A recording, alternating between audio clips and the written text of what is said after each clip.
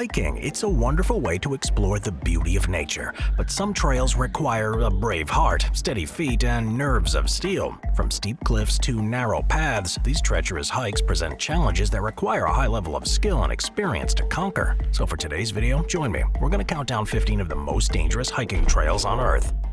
Number 15. Huashan, China. Huashan is one of China's 5 great mountains, and while there are a number of different trails that you can take, I want to focus on the most notorious of the lot. That's the trail leading up to Huashan South Peak, a route so dangerous that it can often be found at the top of lists like this one of the most dangerous trails. And there's good reason for that. In fact, you can barely call this route a trail, because as well as hiking the full length of the route, you're also going to have to tackle a series of steps and ladders that can send even the most seasoned hikers tumbling to the ground. That's a particularly dangerous thing when you near the summit, which rises over 7,000 feet in the air, and which is accessed via a plank walk that requires hikers to harness themselves to a chain and climb along a bunch of wooden planks that have been hammered into the rock face. The result is a hiking trail that's one of the most challenging out there. Even when you reach the top, you still have to get back down again. I'm talking about a trail where you need to be fully prepared before you even think about taking it on. And you're also going to need decent gear and a couple of phones on different networks, just in case. Number 14. Everest, South Base Camp, Nepal. Alright, we're going to take a look at another mountain now, and this is the biggest of them all. Counting the full ascent of Everest as a hiking trail kinda feels like cheating, but that's no problem because the trail that leads to base camp is tricky enough. Not everyone realizes that there are 2 base camps for Mount Everest, with most people opting for the one in the south. That's because the base camp in the north requires all sorts of permits from the Chinese government, and access has been suspended for tourists since 2019. The trail in the southern camp is difficult enough, and for a variety of reasons. Sure, the cold weather and the high altitude, the base camp's over 5,000 meters above sea level, they all play a part, but that's not all. The only way to bring in large goods is by plane, and this trek requires a couple of stops for acclimatization. On top of that, a couple of earthquakes hit the camp in 2015, killing dozens of people and damaging the trails, and it was recently announced that it will be moving to a lower altitude because the glacier it's located on is melting. Number 13. Drakensberg Grand Traverse, South Africa and Lesotho. Like the trek to the Everest Base Camp, the Drakensberg Grand Traverse route is going to take you a few days, and it will push your hiking and survival skills to the limit. I'm talking about the kind of hiking trail that can and will kill you. They say that if you fail to prepare, you prepare to fail, and that's certainly true of the Drakensberg Grand Traverse. It's known for its unreliable weather, which often catches people out and wrecks their supplies, and that is an important reminder that you'll want to pack carefully and anticipate future challenges if you want to reach the end of it. The trail itself stretches for 230 kilometers, which is nearly 150 miles, and depending on your walking speed, can take a couple of weeks to reach the end. It also starts out hard and only gets harder, with a rough climb up a bunch of ladders and a couple of different border crossings. It's not unheard of for people to try to tackle the Drakensberg Grand Traverse alone, but I'd recommend going with a small group if you want to maximize your chances of success and avoid being rescued by the emergency services. Pack maps and GPS devices because it's also a tricky route to follow. Number 12. Angel's Landing, United States. Angel's Landing might sound heavenly, but I think that biblical is a better description. Based in Zion National Park in Utah, it's one of the more popular U.S. routes for fans of hiking, which is why you'll need to get a permit if you want to walk it. You can't just show up on the day and start walking. The good news is that the permit plan was put into place to make sure the route didn't get too crowded, and while you're still going to bump into plenty of other people along the way, you'll still be able to enjoy the views and feel at one with nature. It's believed that around 150,000 people make it to the summit each year, and that's no mean feat given how hard it gets on the approach. There's a small ridge that connects the Scout Lookout to the summit, and while there's a handrail of sorts, there's also a huge drop on the either side of the trail, and it's narrow enough that you're going to want to take it single file. The good news is that there aren't a huge number of accidents at the site, and when they do happen, it's usually because of a lack of common sense. Statistically, someone dies at Angel's Landing every couple of years or so, and you can make sure that you don't become a statistic by taking plenty of water so you don't get overwhelmed by the heat. Number 11. The Little King's Path, Spain. Spain's Little King's Path is probably one of the most well-known hiking trails in mainland Europe, and if you're a seasoned hiker, you've probably already come across it. Still, no list like this would be complete without a mention. Known in its native Spanish as El Caminito del Rey, you can find the Little King's Path in El Chorro Gorge in Malaga. The trail itself is only 3 kilometers or a couple of miles long, but don't let that fool you. It's still pretty dangerous, mostly because there's a 100-meter drop to the sides of the path. It was also built over 100 years ago using mostly wood and concrete, which means that it's missing a lot of the more modern conveniences that you'll see elsewhere.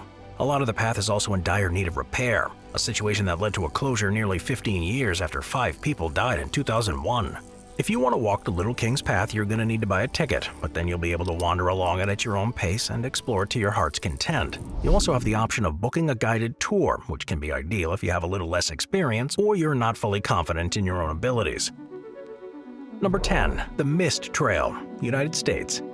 Alright, we're heading back to the US for this one. This time we're heading to the Half Dome in Yosemite National Park. In particular, we're going to be taking a look at the Mist Trail. There's a few reasons why this trail is so iconic. The most obvious is that it's in Yosemite, a name that's known throughout the world. Its popularity also means that it's a busy trail that's also difficult to traverse, 2 factors that can make it for a deadly combination when you put them together. If you want to hike along the Mist Trail, then you want to make sure that you're in decent shape and that the weather conditions are just right. When it's wet, the trail becomes even deadlier, which is one of the reasons why the National Park Service regularly closes parts or even the whole trail during the off-season. All of this combines to make the Mist Trail a formidable hike that you're going to want to avoid unless you're a seasoned veteran of hiking trails. The good news is that there are many other trails in the US, and most of them are a good deal less dangerous. It's not as though you're going to struggle for choice. Number 9. Huayna Picchu, Peru. If the name of this trail sounds reminiscent of Machu Picchu, there's a good reason for that. It's literally the ancient Incan trail that leads up to the site, which potentially makes it the oldest trail on this entire list. You're walking through history here.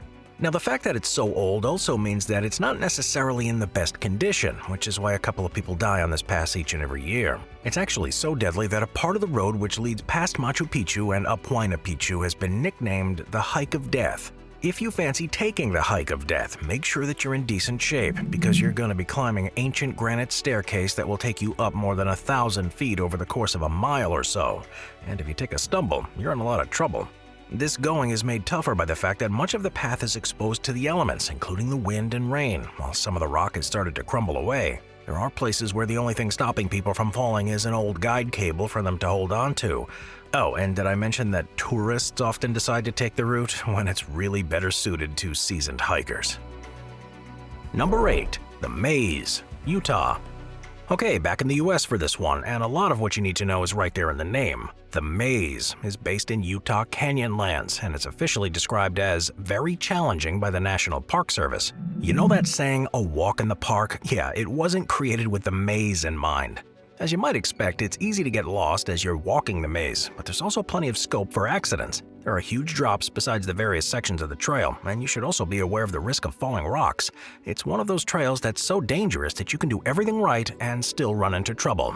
And if you need help, remember that the maze is considered to be the most remote part of the whole of the Canyonlands, requiring off-road driving just to get to the start of the trail. That means if you need emergency assistance, you're gonna have to wait a while for those reinforcements to arrive. In fact, the maze is so dangerous that if you plan to visit, you'll be expected to share your itinerary with the park's rangers and to keep in touch with them along the route so that they'll know if you've run into trouble. It's lucky that the stunning views on offer make the whole thing worth it.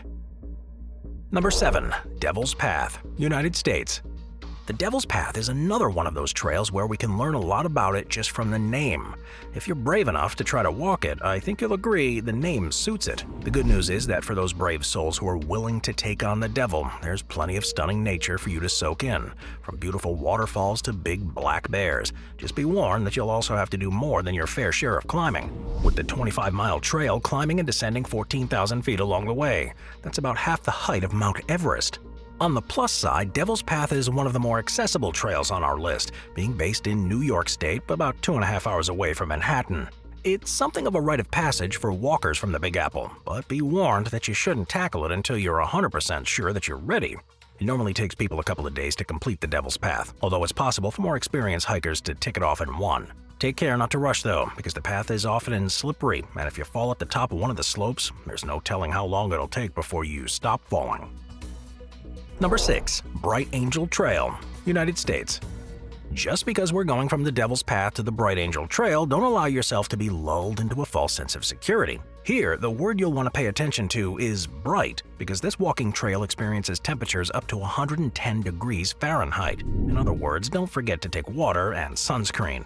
And there's a good reason why the temperatures are so high. Bright Angel Trail is in the middle of the Grand Canyon National Park in Arizona, and so it's not as though you're walking through Alaska here. As if the temperature wasn't enough to contend with, this trail is also crazy steep, with hikers having to climb over 4,000 feet throughout its 9.5 miles of pathways. The good news is the paths of the Bright Angel Trail are well maintained by the park, and you can help boost your chances by starting out before dawn and resting during the height of day. Oh, and be warned that if you don't take it easy, you can die. That's why the park has a preventative search and rescue team, and even then, it's not uncommon for people to pass away here.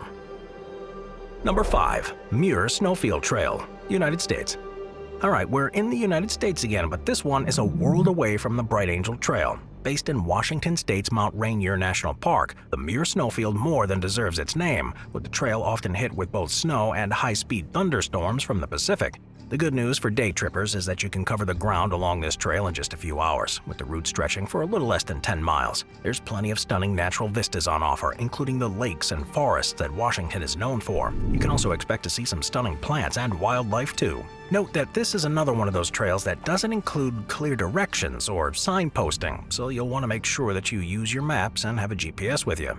You also want to make sure that you're prepared for steep climbs, especially if you want to take on the 2,800-foot Muir Snowfield climb. The climb itself is what makes this place so deadly, with almost 100 climbers falling or freezing to death as they tried to climb it. And if all that snow and ice isn't enough for you, how about a little lava? That's right, Mount Rainier isn't just a mountain, it is also an active volcano. Number 4. Striding Edge, UK. Striding Edge is a mountain in the Lake District of England in the United Kingdom. Now, you might think that the UK is way too small to offer anything deadly enough to compete with the others on this list, but you'd be wrong. Striding Edge is known for being the highest point of the Helvellyn Range, a line of mountains that are bordered by a couple of large lakes. They might not be as tall as Everest, but they've got plenty of natural beauty on offer, including a stunning view of the British countryside. Along this route, you'll see a couple of coves that are byproducts of ancient glaciers, as well as 2 ridges, one of which is what gives Striding Edge its name. It's also got a bit of history, with iconic poets William Wordsworth and Samuel Taylor Coleridge once walking this route. Just be careful not to become a statistic and add to the names of the dead, because plenty of people have met their maker here. If you're tackling it in the winter, you'll want to take ice picks and crampons, and don't be one of those crazy people who take their dog for a walk and then end up having to call a mountain rescue. Number 3. Rover's Run, United States. Alright, back in the US, Rover's Run is an interesting route because the danger comes from the wildlife and not from the route itself. That's because it has a thriving brown bear population, and brown bears are known for being one of the more aggressive breeds, especially when they're protecting their young. There are plenty of signs posted along the route to remind you of this danger, but the problem with bears is that they don't stay still, and they don't read. That means even if there is a report of an area being free from bears, that doesn't mean that it will still be the case when you get there. On top of that, the bears aren't the only threat here. Rover's Run is in Anchorage, Alaska, and so you'll need to cope with the weather and the relative lack of infrastructure. It's a long way from being a walk in the park. The one thing that Rover's Run has for it, though, is the fact that it's a one-way trail that only spans a couple of miles, which means that you can head from start to finish in the space of about an hour or two. With that said, though, there's even been a lot of discussion in recent years whether the trail is simply too dangerous and should be shut down. Number 2. Maroon Bells South Ridge, United States. Maroon Bells can be found in Colorado, and it's the last American trail that we're going to be taking a look at today. It's also another great example of a trail that can be deceptive because it looks a lot simpler on paper than it does when you're on the ground. One of the challenges of walking this trail is that you ideally need a guide who's used to the trail and who can keep you safe as you progress along it. If you decide to go without a guide, maps and a GPS devices are a must, and I'd also recommend studying the layout of the ridge before you leave. This is a twisty, turny, and curvy mountain path that often crumbles and can send hikers tumbling down or even leaving them crushed beneath stone. You'll need to keep your wits about you if you plan to walk the length of this ridge. The good news is that the ridge itself doesn't take any longer than an hour or two to traverse, which may be why it's such a popular destination. In fact, it's so popular that during the summer, there's a dedicated bus service to take people to and from the site. Number 1. Mount Ijen, Indonesia. This trail is interesting because while it's not the most technically difficult trail out there, it's easily one of the more dangerous ones. Part of that danger comes from the fact that because it's relatively easy for people to traverse, it tends to attract the overconfident. Mount Ijen is a volcano, which can be off-putting enough for the faint-hearted, but the real threat here is the stunning lake that lies in the crater at the top of it. Its stunning blue waters and the unrivaled location means that it's super tempting to dive on in and go for a swim. Whatever you do, don't do that. The pool might look appealing, but it's actually the largest acid lake in the world, formed from sulfur by the nearby volcano. If you want to get up close and personal with the lake, you're gonna need to wear a gas mask to avoid being overcome by it. It's not quite clear how many people have lost their lives at Mount Degen, but as long as you prepare correctly and hire a guide to take you there, you should be safe enough. Unfortunately, the real death toll likely comes from the miners who harvest sulfur from Mount Degen for around $13 a day. These guys aren't given sufficient protection, and they are quite literally working themselves to death. I'll see you all tomorrow. Watch our nature playlist for more top 15 videos about beautiful nature. Sit back, relax, and binge watch all of our best nature videos. The Top 5 show has launched channel memberships. Thank you to our channel members.